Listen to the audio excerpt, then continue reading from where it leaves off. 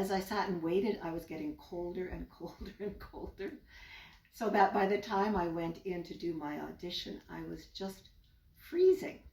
And he recognized that right away and said, "Are you cold?" And I said, yes, I was cold. So he took off his sweater and he gave me his sweater. The Theatre Curation Project was born in the spirit of stewardship over the art, craft, and history of the theatre. Its purpose is to curate these stories of our mentors and what they passed on to us to be a resource for future generations. Its goal is to preserve these stories and the lessons within them from being lost forever.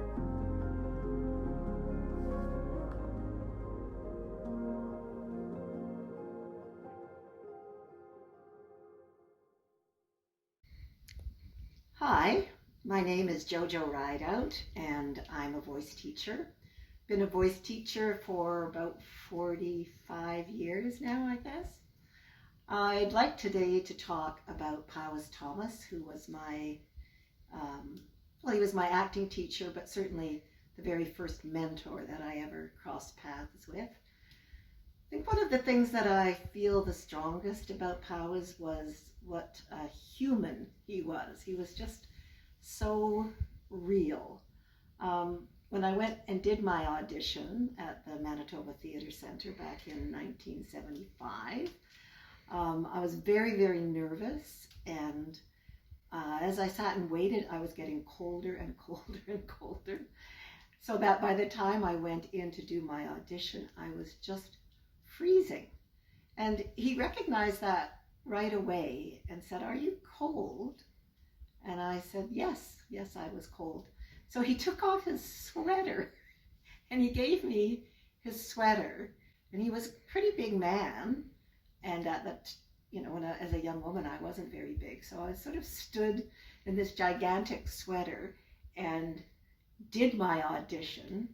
And the interesting thing for me was that I could read upside down. So when I sat back down after my audition, I could see that I had done pretty well. I had done 8+ on my first piece and I think B on my second piece. And so then I wasn't cold at all. I was flushed and happy and excited. And we sat and chatted for a while. He was just the kindest man and a wonderful, wonderful teacher. I'm sure a lot of you know that he was the first artistic director of the English section of the National Theatre School from 1960 to 1965. And the school that I attended was called the Vancouver Playhouse Acting School, which he started 10 years later, in 1975.